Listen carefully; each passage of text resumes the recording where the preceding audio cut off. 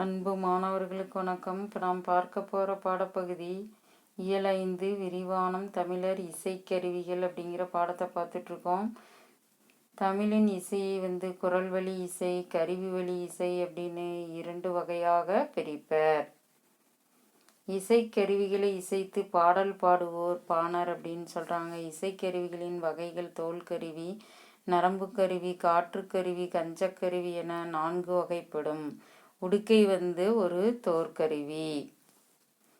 உடுக்கை என்பது இடை சுருங்கிய ஒரு கைப்பறை அப்படின்னு சொல்கிறாங்க.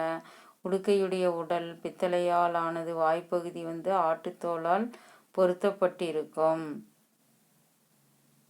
பெரிய உடுக்கையை தவண்டை என்பர், சிறு உடுக்கையை குடுகுடுப்பை என்பர். குடமுலா 5 முகங்களை உடைய முரசு வகையை சேர்ந்தது குடமுலா. பெரிய குடத்தின் வடிவில் 5 வட்ட வடிவ வாய்களுடன் அமைக்கப்பட்டிருக்கும். நடுவில் இருக்கும் வாய் மற்றவற்றை விட பெரியதாக இருக்கும். இதனை பஞ்ச மகா சப்தம் அப்படின்னு சொல்றாங்க. அடுத்தது பார்த்ததுன்னா குழல். காடுகளில் வளரும் மூங்கில்களில் வண்டுகள் துளையிடும். அவற்றின் வழியாக காற்று வீசும்போது இன்னிசை எழுப்பும். இதை கேட்டு மகிழ்ந்த நம் முன்னோர் அமைத்து கொண்டதுதான் குழல். இதனை வேய்ங்குழல், புல்லாங்குழல் என்று அழைப்பர்.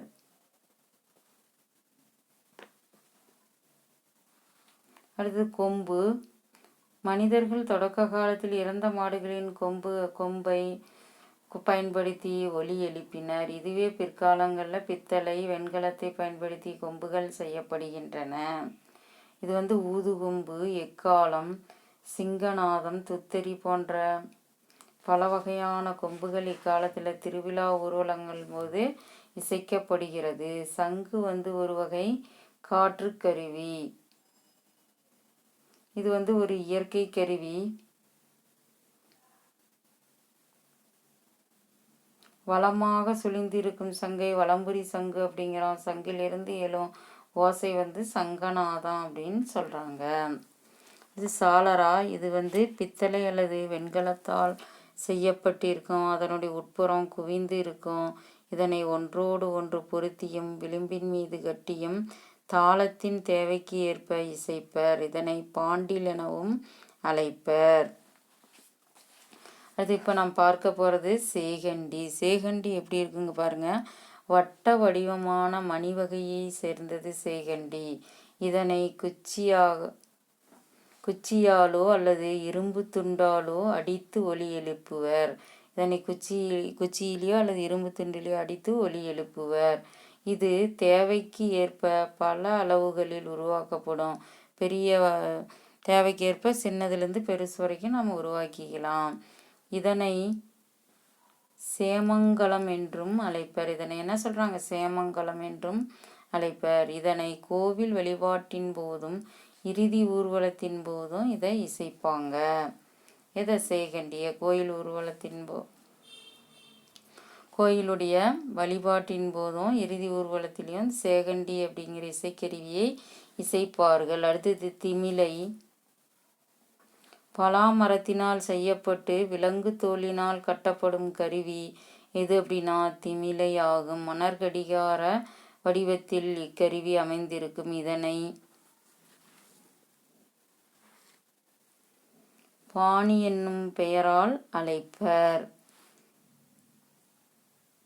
பலாமரத்தினால் செய்யப்பட்டு விலங்கு தோலினால் கட்டப்பட்டிருக்கும் கருவி தான் எதுனா திமிலை. மணற்கடிகார வடிவத்தில் இக்கருவியானது அமைந்திருக்கும். இதை பாணி அப்படின்னும் அழைப்பாங்க. சங்கொடு தாரை.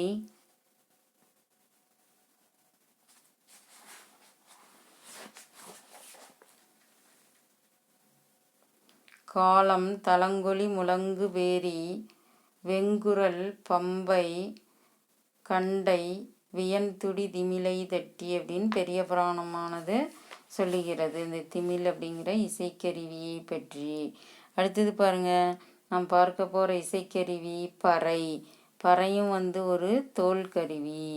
விலங்கு தோலால் இழுத்து கட்டப்பட்ட கருவி பறையாகும். பழங்காலத்தில் செய்திகளை தெரிவிக்க கோட்பறையை முழக்கினர். பழங்காலத்தில் மக்களுக்கு செய்தியை தெரிவிக்க என்ன பறையை? கோட்பறையை முழக்கினர். கோட்பறை அப்படிங்கிற பறைக்கருவியை முழக்கினார்கள். பகைவர்களின் ஆண்நிறையை கவர செல்லும் போது ஆகோட்பறையை முழக்குவர். ஆண்நிறையை கவர போகும்போது, வேற பகை அரசர்களுடைய ஆண்நிறையை கவர போகும்போது ஆகோட்பறை அப்படிங்கிற பறையை முழக்குவர். இக்காலத்தில் இது தப்பு என்னும் பெயரில் வழங்கப்படுகிறது. தப்பு அப்படிங்கிற பெயரில் வழங்கப்படுகிறது. இதனை முழக்கி கொண்டு ஆடும் ஆட்டம் தப்பாட்டம் என்று அழைக்கப்படுகிறது. பறையை தப்பு அப்படிங்கிற பறையை கொண்டு ஆடப்படும் ஆட்டம் என்ன ஆட்டம்? தப்பு ஆட்டம் அப்படின்னு சொல்கிறாங்க. என்ன மாணவர்களே, இப்போ நாம் பார்த்த பாடப்பகுதி நன்றாக புரிந்ததா மாணவர்களே? மீண்டும் அடுத்த வகுப்பில் சந்திப்போம். நன்றி, வணக்கம்.